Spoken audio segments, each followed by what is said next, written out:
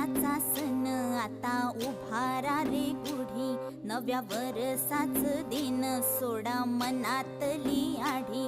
गेलं साली गेली आढी, आता पाडवा